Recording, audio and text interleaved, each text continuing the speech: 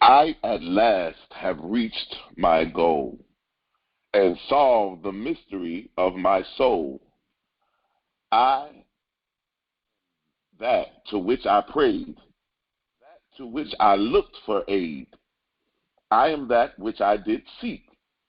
I am my own mountain peak. I upon creation look, as a leaf in my own book. For I, the one, the many make, of substance which from me I take. For all is me, there are no two. Creation is myself all through. What I grant unto myself, I take down from my own self, and give to me the only one, for I'm the Father and the Son. When I want, I do but see my wishes coming forth in me. For I'm the knower and the known, ruler, subject, and the throne. The three in one is what I am. Hell itself is but my dam, which I did put in my own stream when in nightmare I did dream, that I was not the only one. Thus by me was pain begun, which ran its course till I awoke and found that I with me did joke. So now that I do stand awake, I my throne do wisely take, and rule my kingdom, which is me, a master through eternity. Welcome to the Millionaires of the Bible series call. My name is Issachar Bey. I am the spiritual director of the Temple of Enlightenment International Spiritual Center. And I want to thank you for tuning into this call this morning. We understand and we declare and decree that consciousness is our only reality. We understand that truth, knowledge, and wisdom are but nothing but mere extensions of who we are. We understand that we have the ability to do, to be, and to have all that our heart desires. As a man thinketh in his heart, so is he. We understand and we declare and decree that we are in a season of elevation and a season of expansion. We speak it into existence that money shall flow from the north, south, east, and the west. Money to enjoy, money to live, money to pay bills. We speak it into existence that our cup runneth over with money. We shall have more than what we need. We speak it into existence, and so it is. I want to thank you guys for tuning in to this installment of the Millionaires of the Bible series call. We're excited about these calls that we've been having. We are now entering the 8th chapter, and it's very, very great. I love this chapter. It's very profound, some deep mystery, metaphysical truths that we will discuss. We started out moving in chapter 1 from the slave to a millionaire. We talked about how Joshua was moving out of bondage into the wilderness. We talked about becoming a slave, from slave to millionaire. Chapter 2, we stepped into the prosperity law of mental acceptance. We stepped into the mental acceptance.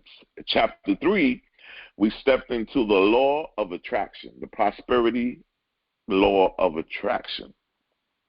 Chapter 4, we then entered into the promised land of lavish abundance. Chapter 5, we begin to learn how to claim our prosperous Jericho. We stepped into chapter 6, where we learned what to do when your prosperity is withheld. And then on last week, we began to learn the prospering power of mistakes. And today, we're going to discuss how to gain control and prosper. I found this text to be very influential and very profound to me because of the metaphysical truths that are embedded in it. I found it to be profound because understanding where we are in our journey now, we are in a place of great relevance. We've walked from chapter 1 all the way to chapter 8. So many truths, so many prosperity secrets that we have encountered and that we have learned. And I say this often, time after time, that the knowledge that we have learned means absolutely nothing. It means absolutely nothing until we apply it. Knowledge is not power. Applied knowledge is power.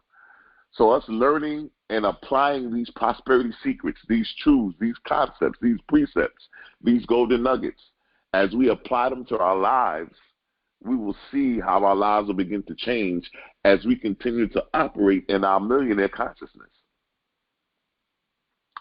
We begin to look at this book as every week we continue to go further and further, our consciousness expands. We take in more knowledge, more wisdom. We take in more understanding. And the Bible says, in all thy getting, get understanding, right? To be able to understand, or some would say overstand, what it is that we actually are dealing with.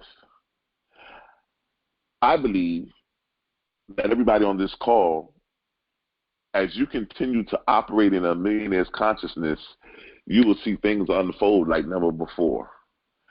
Because it's almost impossible for you to have a millionaire's consciousness and not see as a millionaire, not hear as a millionaire, not talk as a millionaire, not feel as a millionaire, but allow yourself to be totally immersed in the millionaire consciousness, where there's no separation between you and the millionaire consciousness and yourself. When you find a millionaire, you find you. And when you find you find the millionaire, because there's no separation.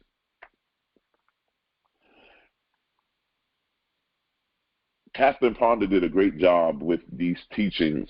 And really, as we've been going through these teachings, they've really been uplifting to me. And believe it or not, every lesson I've gone back and listened to it. I've taken notes as well. It really opened me up to a lot, really changed a lot of my thinking, even as a refresher to go back, because I've read these lessons and studied these years ago, but just to go back, I'm in a different place now than I was 10 years ago.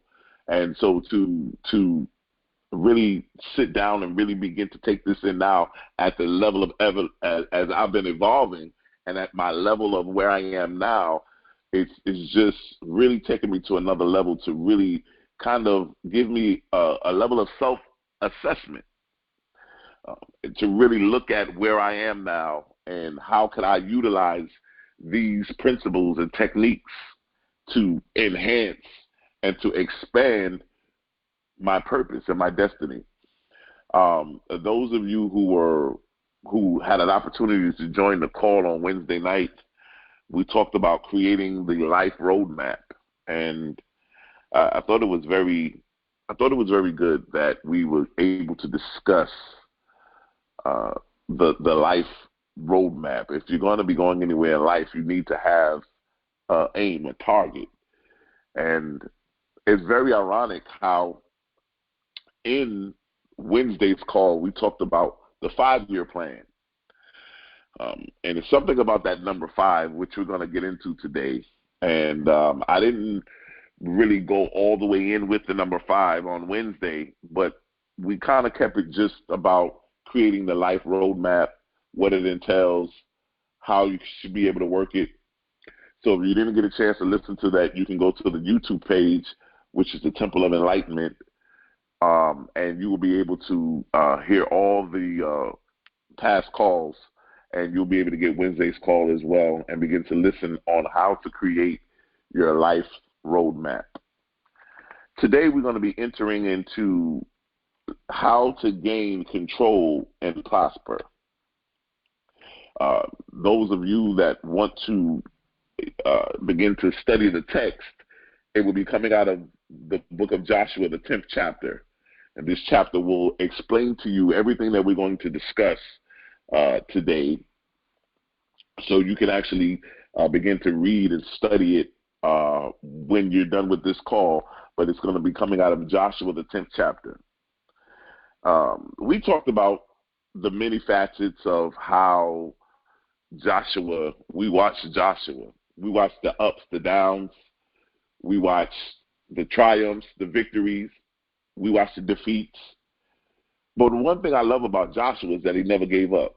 He never stopped going after what he believed. He never stopped going because he was operating in consciousness. He understood that consciousness was the only reality, and no matter what happens outside of the conscious realm, he realized that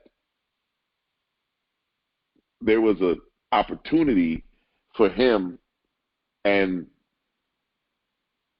he realized that there was no other way to go but up. There was no option for defeat. There was no option for loss. There was no option for giving up. The same thing with you. No matter what you're encountering in life, as you're entering into your promised land and you're walking in your millionaire consciousness, there is no option for defeat. There is no option for loss. There is no option to give up.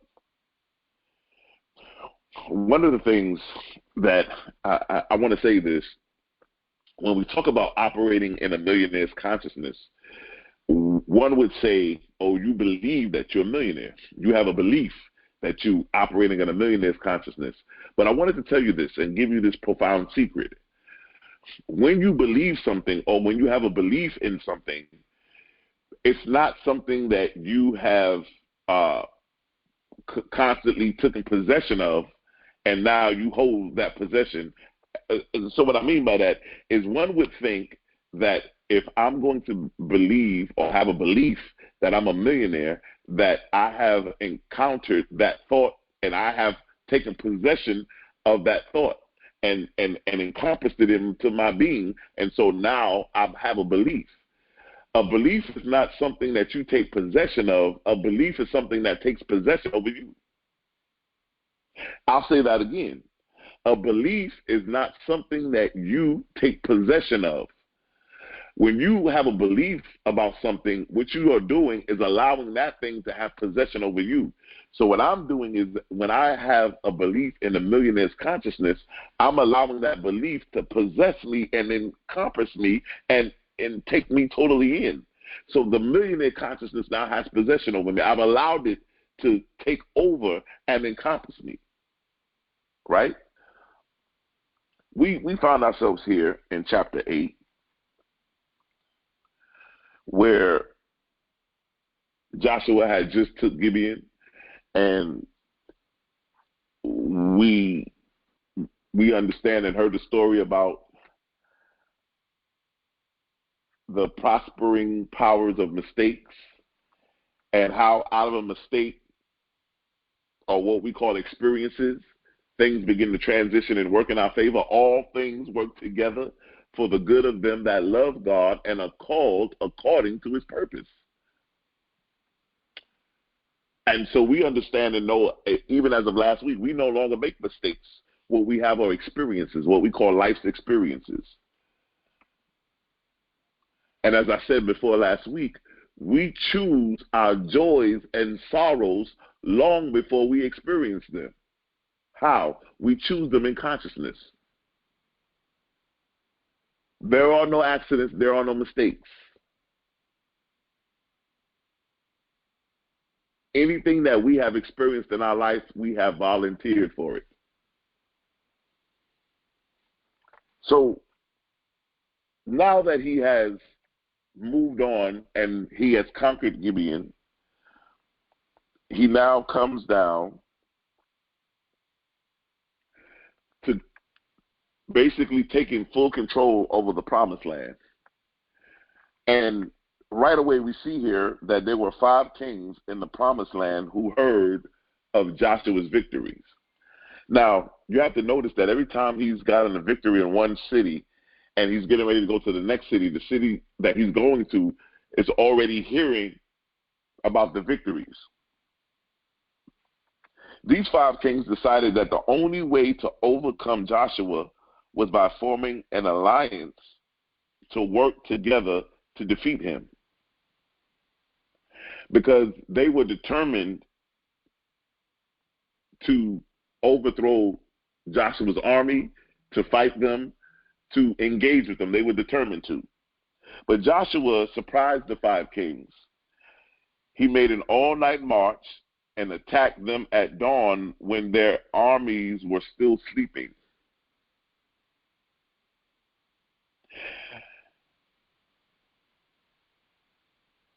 When Joshua's army surprised the troops, they began to run. They fled into the high country and into the mountains, past near Gibeon, at a place called Betharon. Now, while the troops of the 5 kings went in all directions and began to fight Joshua's army in the hills and mountains around Betharon, the 5 kings themselves escaped and hid themselves into a cave. But Joshua's men discovered where they were, sealed off the caves with huge stones, and then continued fighting the armies of the 5 kings who had went into the hills and the mountains. They call the Battle of Betharon one of the world's greatest battles, that it can certainly be classified as one of the most famous in history. For the Hebrews, this was their last great fight towards freedom and independence. There had to be a victory at Betharon, or all would be forever lost for the Hebrews in the Promised Land. So here we are at a place where they are at the place where this is the final battle. So you have to understand this. I'm going to go a little deeper today, but when you are conquering your promised land, when you are going to your place of substance, when you are conquering and possessing the promised land, there's going to be challenge. But those challenges are not created to bring fear to you. Those challenges are created to bring you into your place of victory, to bring you into your place of where you're going to be able to conquer your promised land. Whatever your promised land is, whatever you're manifesting, whatever it is that you are bringing from the intangible realm into the physical realm, when you come into your promised land, you'll look back as Joshua will and look at where he came from chapter 1 to chapter 2, chapter 3, chapter 4, chapter 5, chapter 6, chapter 7, and now we're in chapter 8. All of those things that he went through. Now, we begin to see ourselves in his story, because many of the things that Joshua encountered, we ourselves encountered. We have had situations of defeat. We've had situations where we had to learn how to mentally accept. We've had situations where we had to learn how to operate and use the law of attraction. We've had to operate, had to learn how to claim our prosperous Jericho and knock down walls of limitation. We had to learn a lot of different things in our journey we call life. But one thing is for sure, Joshua still knew what his target was. He still knew what the end game was. He still knew what the destination, the ending, with not so much of the ending, but the culmination of this particular destination. He knew that once we got to this place, now check this out. What I found was very interesting is that just because you enter into your promised land doesn't mean anything, because Joshua and them had entered the promised land. But now that you have entered it, you got to go and possess it. And that's what we're seeing here. When you actually, he's already mentally accepted it. He's already in consciousness accepted it. He already in consciousness was able to visually see himself doing, and having. He sent the spies out. He did all of those things that we learned about in the previous chapters. But now, where we are now, is that he's not only just allowing himself to still live or operate in that realm, but he's now realizing that even though we've entered the promised land, now is the time for us to take it over. and to manifest and to really go in and possess this thing. And this is the last battle. This is the last thing that we need to conquer, that we need to overcome to officially have it. Because what these steps are doing, some people may say, well, oh my God, why did he have to go through all of this stuff to possess the land? And it just seems like every week is just one thing after the other. It seems like if he conquers one thing, here comes another thing he has to fight, and he fought this and defeated this, and now he has to fight this. But what this is teaching you is that it's not only about possessing it, but keeping it. See, when Joshua defeats and conquers everything and moves on, not only does he defeat it, but he's now putting himself in a position to where he's saying, listen, not only did I come in and possess it, but I'm able to maintain it. I have the consciousness to keep it. Some of us, we want things and we just want it. But we have to realize that sometimes you have to go through some things to learn how to maintain it. It's not just about entering the promised land, but I don't want to enter the promised land and somebody comes along and takes it away from me. I want to be able to come in and become, not only do I want to possess the promised land, I want to become it. And that's what these things are doing. These challenges, these fights of what he has to defeat. And we're learning that a lot of the things that he's doing is dealing with the inner self, is reverting back to the intangible realm, right? Because what he's doing is not only is he's going in to possess the promised land, as we're looking as we go through every chapter, he's really becoming the promised land. He's allowing himself to become one with it. And so we see here that they had went and sealed up the cave where the 5 kings were hidden, right? Now, Joshua knew that if darkness had came over the mountains and the hills where they were fighting, they knew that the enemies might escape because they wouldn't be able to see them in the darkness. So this is what I love about Joshua. He called upon the sun and the moon to stand still. In Joshua 10 and 12, the sun stood still and the moon stayed until the nation had won in capturing the enemies. Now listen to this. Joshua spoke to the sun and the moon to stand still, which means that he began to call into the universe and say, listen, I need for light to extend its time. I want to move out of the realm of time. Now listen, in the spiritual realm, there is no time. There is no time in the spiritual realm. The only time we are encountered into time is when we move into the physical realm. In the beginning, when God created the heavens and the earth, when he began to create the stars and the moon, he said to identify with time and seasons, right? The seasons and times. So the only time that we are encountering time is when we are in the physical realm. But when we enter into the spiritual realm, there is no time.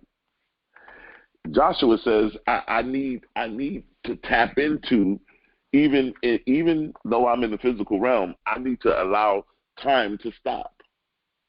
Because I don't need it to go dark while I'm constantly trying to possess and deal with this challenge. Same thing for you. When you're constantly in a situation, what you want to do is you want to be able to stop time, which means that you want to be able to have enough time to deal with the challenges or overtake the thing that you are engaged with. We see here the power of decreeing and declaring, the power of a spoken word, speaking things into existence. It goes on to say here that it remained bright daylight for another 12 hours. So after he's spoken into existence, sometimes you have to learn how to speak what you want into existence. Call those things that are not as though they were. Learn how to speak the word and begin to allow to the word to come into fruition. Why? Because the word that you speak will go out and not return to you void, but will do that which you have spoken into existence to do. Whatever word you speak, it will perform that which you have sent it to do. It will not return to you void.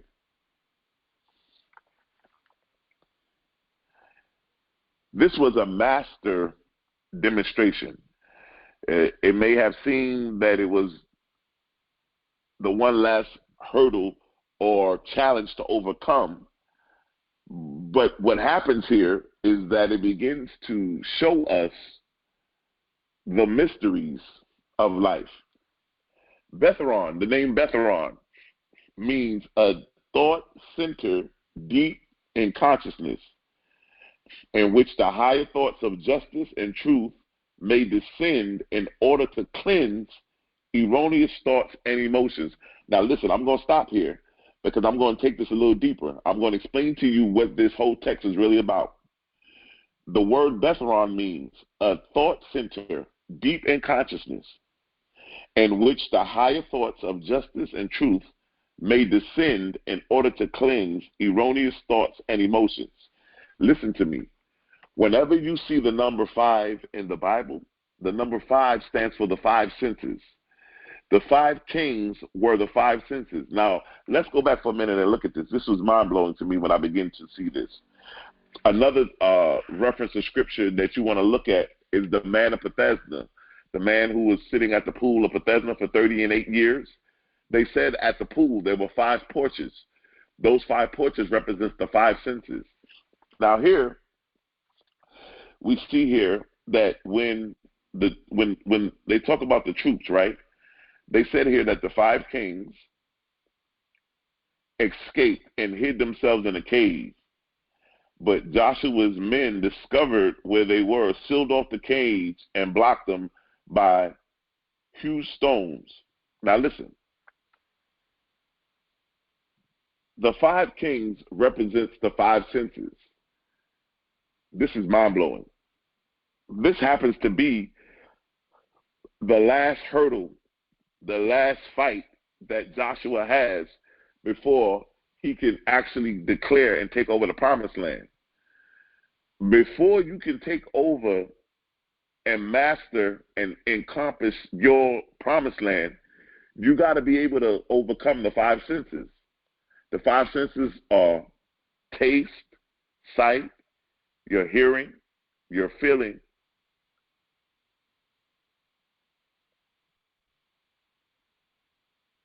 the 5 senses, to hear, to see, to taste, to smell, right? The 5 senses. If you can overcome the 5 senses, then you can have total dominance and have total control over your promised land. Because it's the 5 senses that will allow you to be defeated. Why? Everything you see is not what it seems to be. Everything that you hear cannot be true.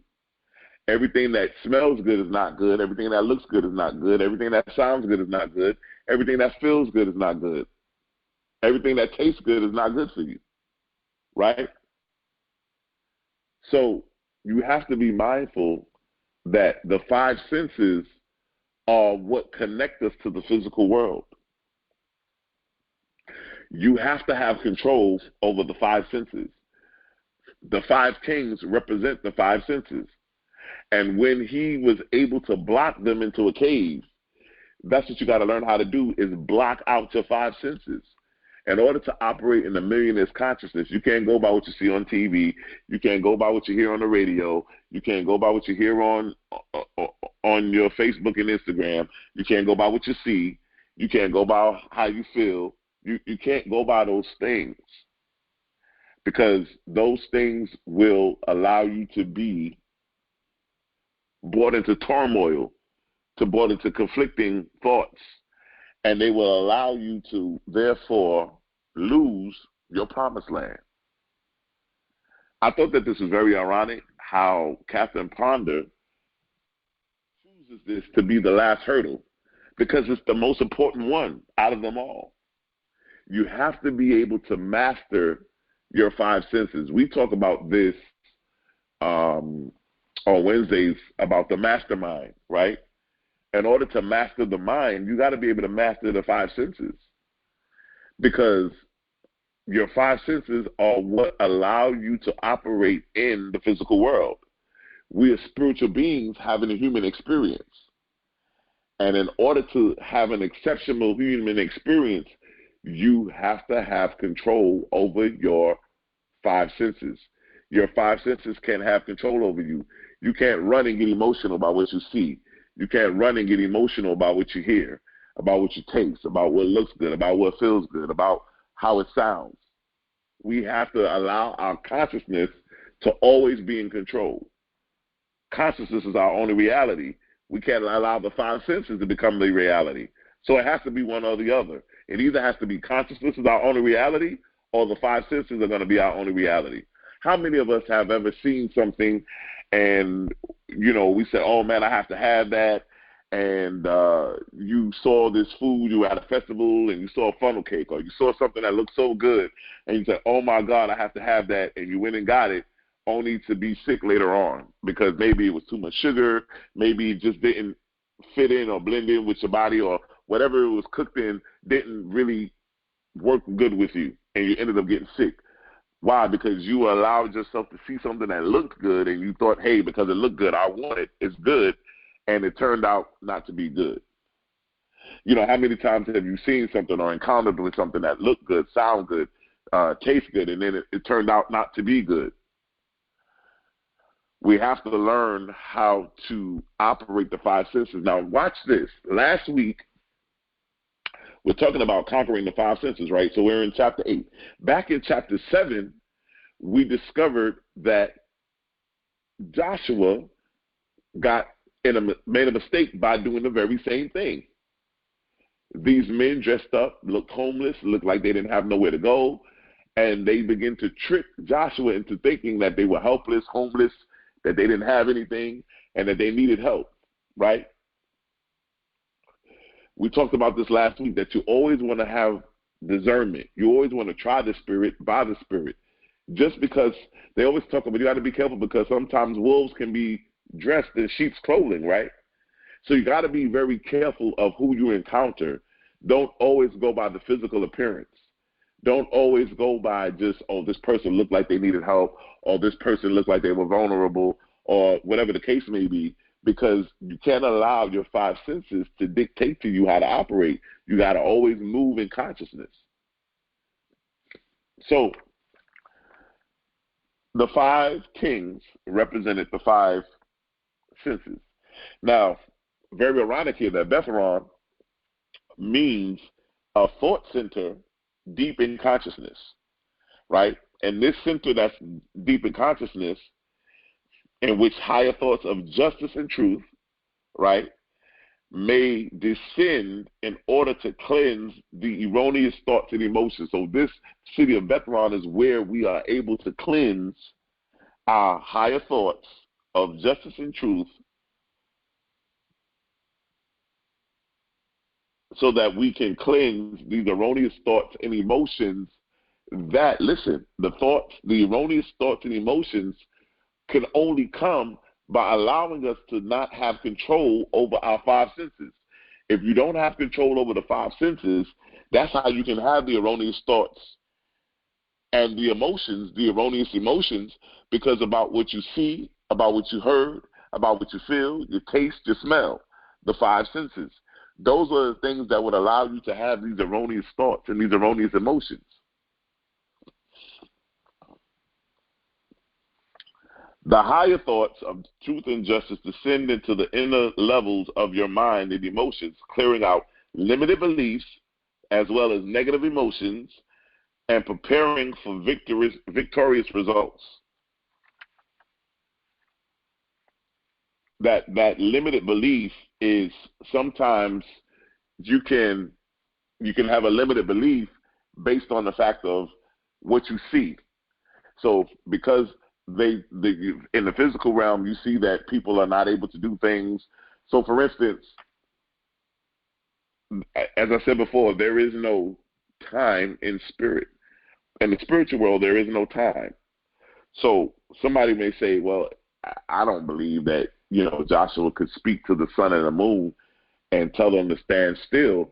But you have to understand and look at it from a metaphysical standpoint of what took place.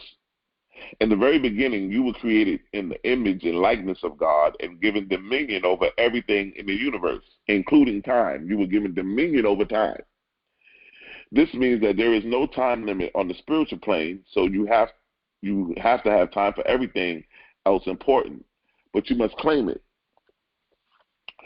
An affirmation that one should always or can always say to themselves is, I have time for everything that is important and necessary to my divine plan for my life. This is a time of divine completion now. Now listen, I told you guys before that everything you do in life must be an investment. Everything. We just talked about this now, that there's a time for everything that's important and necessary for my divine plan for life. Everything you do must be an investment. Those of you on this call, listening to this call is an investment. Why? Because you are listening to this call to say, listen, the techniques, the precepts, the concepts, the things that I'm learning are going to enhance my life, are going to expand my life, and are going to allow me to expand and go to a higher level in consciousness, therefore being able to repurpose or to rearrange or to revive my life to the next level. I'm going to get something out of this investment of me listening to these teachings. And because it's an investment that I'm investing my time, I'm investing my mind, I'm investing every aspect of my life into these teachings because I know that they're going to pay 100-fold return. I'm not just listening to these calls, but it's an investment, which means that I'm putting in the effort, the energy, the time. I'm also using these principles and applying them to my lives. As I apply them to my life, I start seeing and reaping the benefits of what I've sold. I've sold time, energy, and effort as an investment. And in return, I'm getting a 100-fold return as my life is beginning to expand. My life is beginning to elevate. I'm getting ready to go to the next level. I see doors opening that I didn't even know exist. I see ways being made out of ways that I didn't even think I could make a way out of. Things are happening. The universe is starting to move and operate based on my consciousness. When you are not getting the results you feel you should have, there may be a reason. That reason may be because you were wasting your time and substance on people, situations, experiences that are unimportant and unnecessary in your life. We have to be very careful that we don't invest our time, our substance, or experiences on unimportant and unnecessary things in your life. Everything in your life must be an investment. Everything. So, people watch Netflix. We watch. Why? Because everybody needs to have some kind of enjoyment.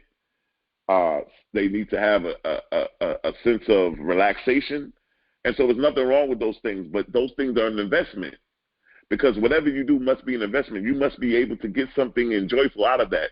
Watching Netflix, watching Amazon Prime, watching your favorite shows does something to you emotionally. It makes you feel joyful, makes you feel happy, gives you calm, peace, relaxation. Those are things that you need. Those are investments, right? Everything in life must be an investment. Spending time with your children, spending time with the family, doing things that are an investment that you feel like are going to benefit you and bring you back great return into your life. You don't want to connect yourself with things that are not going to bring the return back to you. We always have time for everything that's necessary, that's important in our lives. But I think that we got to learn how to say no. I say this all the time. What you walk away from will determine what you're willing to walk into. We have to be careful that we don't allow ourselves to become, what would be considered slaves to other people. What I mean by that is you want to serve and help, but you don't want to be a slave. You don't want people to constantly just call you and just use your kindness as weakness. You don't want to waste your time to becoming to a slave to others' emotions. Have you ever been around somebody and because they're going through something, they seem to use their problem to really try to allow you to become enslaved to them? You're at their beck and call. Every time they need you, you're there.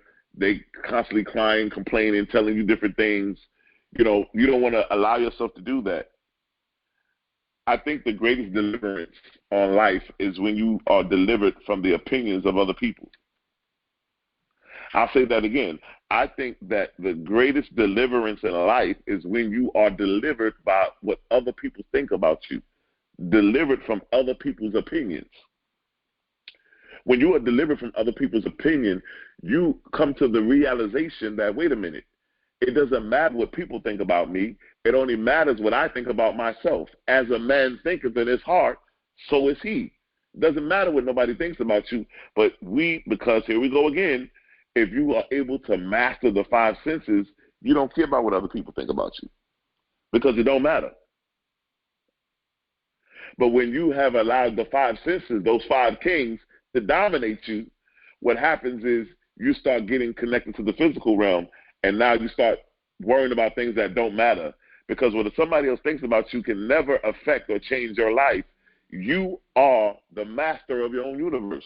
You are your own architect. You have the ability to be, to do, and to have all that your heart desires.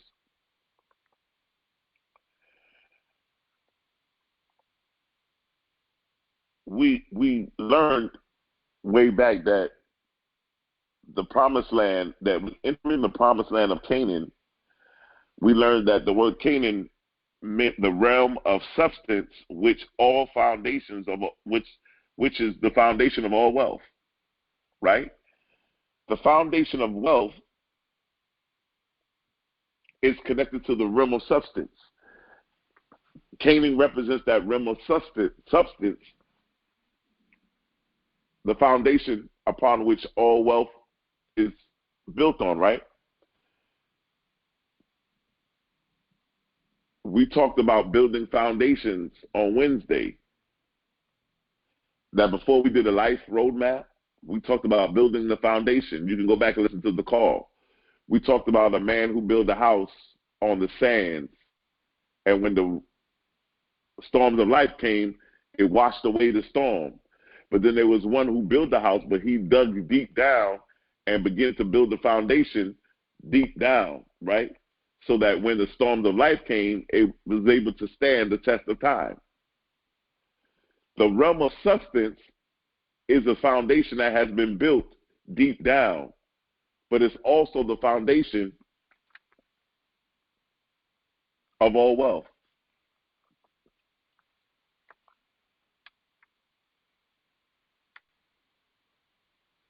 The promised land was a place that had many different levels of consciousness, many ideologies. As we looked on, there were many rulers in the different cities of the promised land. But what happened was, now check this out, this is powerful and profound. When Joshua defeated, some say that there were about 30 other rulers in the promised land. So outside of Betharon, there were about 30 other different rulers. But when Joshua defeated the five kings, the five senses, those 30 other rulers surrendered themselves to Joshua. Now, isn't that amazing? Isn't that amazing that after he mastered or conquered the five senses, or what the Bible would say, the five kings, everything else surrendered to him? Your greatest fight, as I believe it to be, is going to be to conquer those five senses. Because if you can conquer the five senses, the five kings, you will see that many of the issues and the things that you will have to deal with, you won't have to deal with anymore. They will surrender to you. As Joshua used the prosperity secrets, which we have been learning from chapters 1 all the way up until today, you will see that your true abundance will be revealed to you.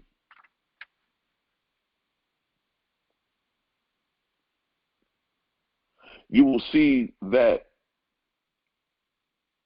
your true abundance will be revealed to you as you continue to operate and work with overcoming the number 5, the 5 kings. Now, the number 5 represents the number of change. The number 5 represents breaking out of the box, so to speak. When you see the number 5 usually deals with change outside of your control, right? The number 5 also deals with the ability or the inclination of wanting to not be locked in. But what I love here is that people always ask me, well, when you say change, what do you mean? I mean, well, when I say change is this. There's no such thing as a good change or a bad change. Change is change. Now, the only way that you can determine whether it's going to be a good change or a bad change depends on how you relate to it. But there's no such thing as a good change or a bad change. How the change happens in your life will be determined based on how you relate to the change.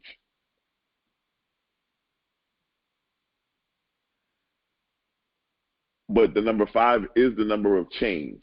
When I'm doing consultations and a person, a lot of you know I use the science of numerology a lot, but when a person is in a number 5 month or they're in a number 5 year, it would usually indicate major changes, especially in the number 5 year.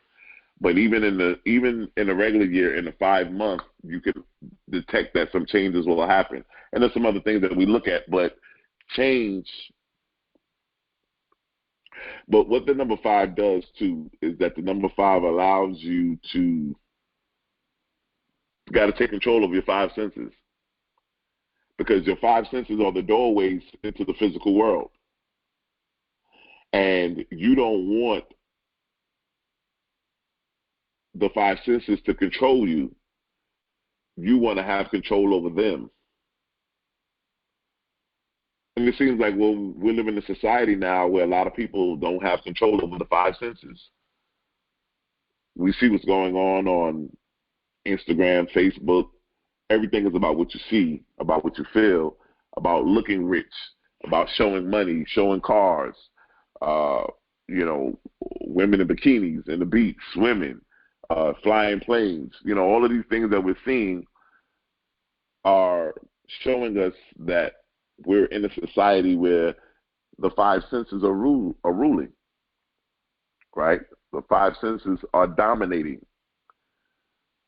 And we have to get to a place where we don't get caught up into that, but that we allow ourselves to become masters over the 5 senses, and that we now take control of them like Joshua did, put them in a cave and block them.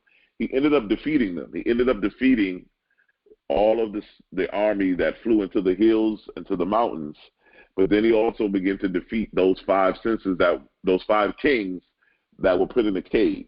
So he blocked them out. That's the first thing he did, was block them out. Put the stone in front of the cave so they couldn't get out. He blocked them out. But after he blocked them out, he went in there and defeated them. Why? You must have control. That's what this chapter is about. How to gain control and prosper. You cannot have control of your life. You cannot have control of your prosperity consciousness. You cannot have control as a millionaire consciousness if you do not have control over the 5 senses, or according to the text, the 5 kings. You must defeat the 5 kings. Once we are able to defeat those 5 kings, we will be able to totally have the victory. We'll totally have the victory and be able to live in the benefits and peace and the plenty, the overabundance, the more than enough abundance. Our cup will begin to run over as we continue to operate and totally connect to our promised land.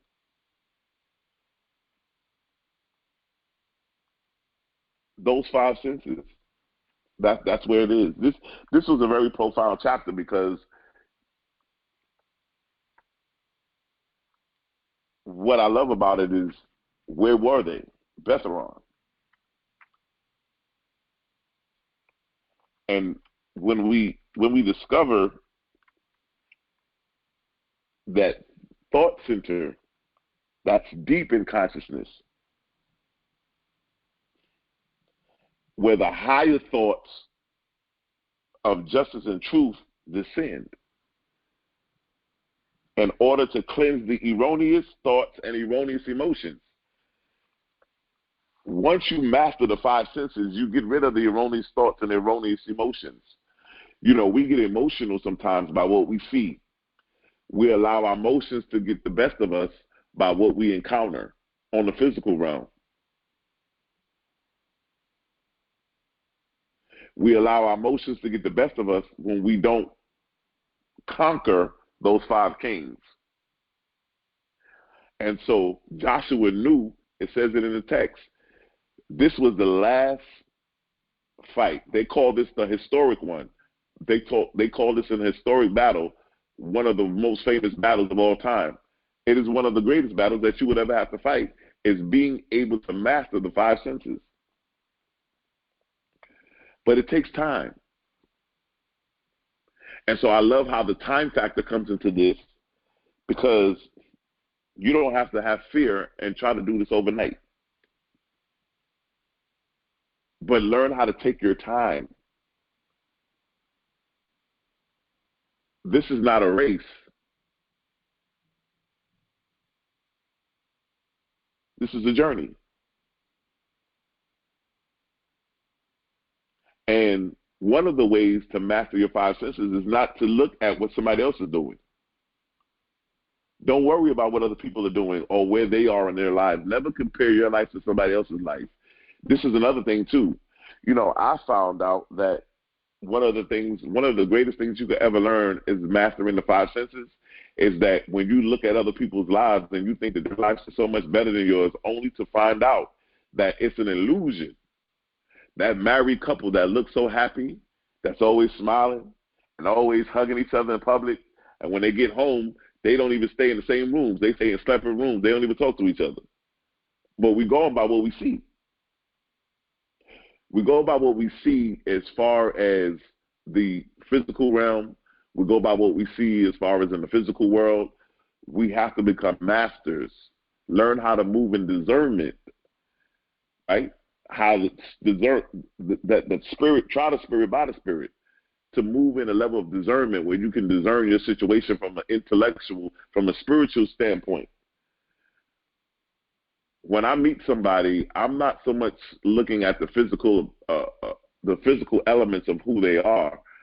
I want to connect with them on a spiritual level and on a mental level. Why? Because when you meet man or woman, you meet a mind. We substitute the word man or woman and put the word mind. So when you meet somebody, you're meeting their mind. When you get in a relationship or a business partnership or anything with anybody, you're not getting in contact with them physically, but what you're doing is you're getting into business, you're getting into relationship, you're connecting with them on a mental level. You want to know where they are mentally.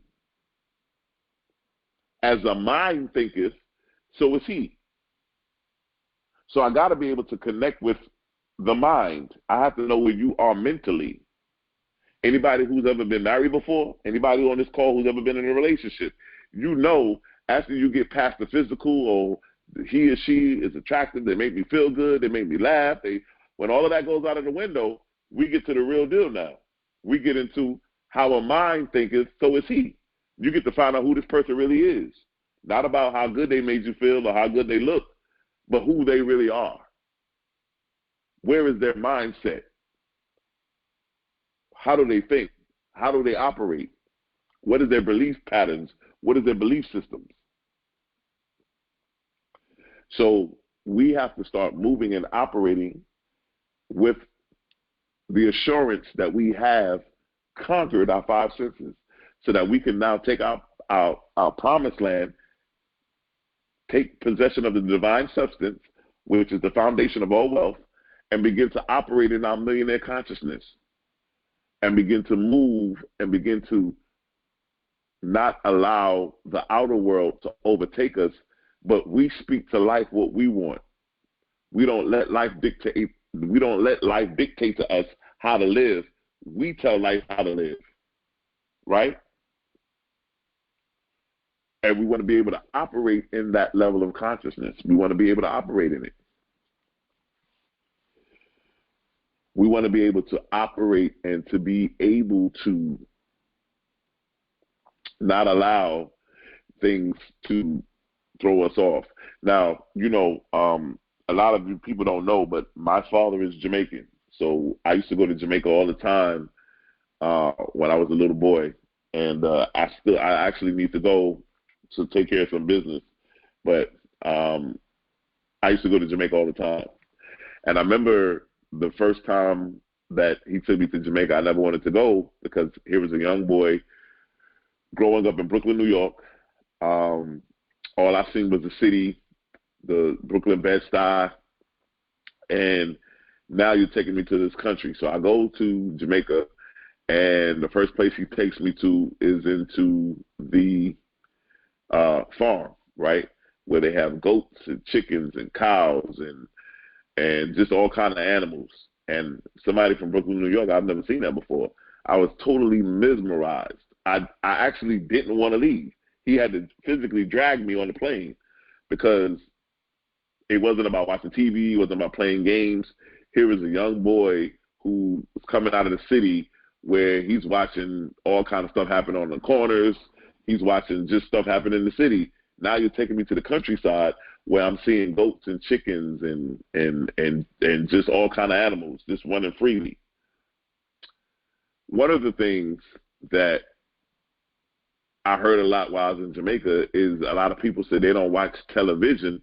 They call it the tell-lie vision because it tells lies, that it's not real. What you see is not real. And that always stuck with me because I begin to realize that everything we see, we can't hold as being true. But when you have conquered the five kings and you're able to master those five senses, you'll be surprised at what you're able to overcome. And I'm pretty sure everybody on this call has a testimonial of something that they saw. It could be a person. You saw this person and you thought they looked good. You saw this situation and you said, oh, this is a great situation. And you got involved in it only to find out that it was totally opposite of what you thought it was. But because it looked good, because it felt good, because you had those erroneous thoughts and you had those erroneous emotions, because you hadn't conquered your five senses. But regardless of that, we don't call those mistakes. We call those experiences. And now we're at a place now where we're learning how to take control over those five kings. And I want you to know that you don't have to rush. There is no time limit on what you need to do. Now, I know that, you know, a lot of us we feel like supposedly we have this ticking clock and we have things that needed to happen. And I'm one that definitely feels the same way because, you know, as you get older, you feel like I should have accomplished much more at this age. But sometimes things happen for a reason, for a season. And you have to look at your life at, first of all, what season are you in? But then again, it doesn't matter what season you're in, because in each season, there's still 4 seasons in every season. So no matter where you are, you can actually shift your consciousness and begin to manifest what it is that you need or what it is that you want to manifest. We talked about this on Wednesday, about being able to create your life's roadmap. And when you're able to create it, it's great because you no longer have to be afraid of the future. The best way to predict the future is to create it. So when you get to your levels of success and you get to your triumphs and your victories, and people say, oh, man, you were so lucky.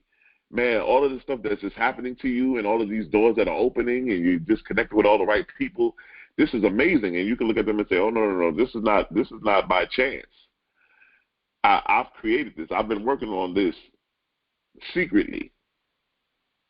I've been operating in my millionaire consciousness. I've been on the road to conquering my promised land. And what you're seeing are the effects, the after effects of all the work that I put in. So we have a few more days left in this month of July. We're going to be operating still in our month of expansion and in our month of elevation. Next Sunday will be the last chapter of this book. And then starting August the 8th, we will be in the Millionaires of the Bible series of Nazareth, which is the yellow book with the gold star. So if you want to go to Amazon.com, put the Millionaire Nazareth, and it's going to be a yellow book with a gold star. I believe you can get the PDF edition, or you can order the physical copy. I like the physical copy. I'm still old school, and you can get your copy. And we will be moving into that. Really excited about that. These teachings are created to take you to a place where we can move and elevate and transcend from where we are to the next level. But we have to apply what we've learned, to take heed, to really embrace, not just be hearers of the word, but doers of the word as well. The Bible says that. Don't just be hearers of the word. Don't just hear the word, but be doers of the word. Take this word and be a doer of it and apply it to your life. And as we move into these last couple of days of July of our month of elevation and a month of expansion, we're going to continue to dominate and to overpower and destroy and conquer those 5 kings, which are our 5 senses. Those of you tonight or this morning who will be interested in joining in on our Millionaires circulation, part of our call, where we release and we're operating with the millionaire seed of $37, right? 3 representing the number of self-expression. It is the number of expansion, right? And then the number 7 is the spiritual number. It's the number of spirituality. It's the number of redefining, redeveloping. It's that number of what we would say perfection. It's the number of completion, right? And we are moving into a place where we are laying down that foundation, right? The divine substance, which is the foundation of all wealth. And as we build on that, we realize that operating in our millionaire consciousness will allow us to have total dominion and total control over our 5 senses. We can't have any control and prosper if we don't control or conquer those 5 senses. So those of you that want to sow to good ground and sow that seed, the $37, we want to look at that. We did a test run. We've been running some ads. And so what I did is, if you go on the YouTube channel, you can see that the Millionaires of the Bible series, the first installment, the first chapter, we ran some ads, and I think we almost 200 to 300 views, right? So you can see that, and that's probably the highest one that we had. We just did some test ads just to see how things are running. We're getting ready to go some full ads. So definitely all of your contributions are definitely appreciated, definitely needed, because we're going to be expanding our call. Even as we move into this next book, we're going to start running ads on a lot of different things. So we've been doing some test ads, and they're really working. So I want to thank all of you for your contributions. Now, there are 4 ways that you can give. The first way is Cash App. It's going to be $TOESC. That's Temple of Enlightenment Spiritual Center. That's TOESC. Second way that you can give is going to be PayPal, which is going to be Issachar Bey at gmail.com. That's ISSACHRBEY at gmail.com. Also, the third way that you can give is Venmo. Venmo is going to be at Issachar Bey. At Issachar, ISSACHAR -Bey, BEY. And then the last way that you can give is going to be Zelle. And Zelle is going to be Issachar Bey at gmail.com. I want to thank all of you for sowing the seed. We always want to remember that once we circulate our seed, we are circulating it. It's coming back to us. It's going to circulate back to us 100% return, right? Who you sustain will always determine how you get maintained. And so we want to thank you for definitely your contributions. This Wednesday, if you're not doing anything, every Wednesday at 9 p.m. Eastern Standard Time, we do our Lessons in Wisdom call. So those of you who are able to jump on a call, definitely jump on. If you're not able to jump on, you can always go listen to the replay. So we want to thank all of you for joining in. If you haven't subscribed to our YouTube channel, we ask that you subscribe, like, and share it. Tell 5 of your friends about these calls. If you find these calls to be powerful, if you find these calls to be, as you begin to use these precepts and concepts, and you see that your life is changing, evolving, and you're seeing things opening up for you, we ask that you tell 5 of your friends, say, listen, you need to jump on these calls, you need to listen to these calls, they're life-changing, they'll help me out, and so forth. So we want to thank you.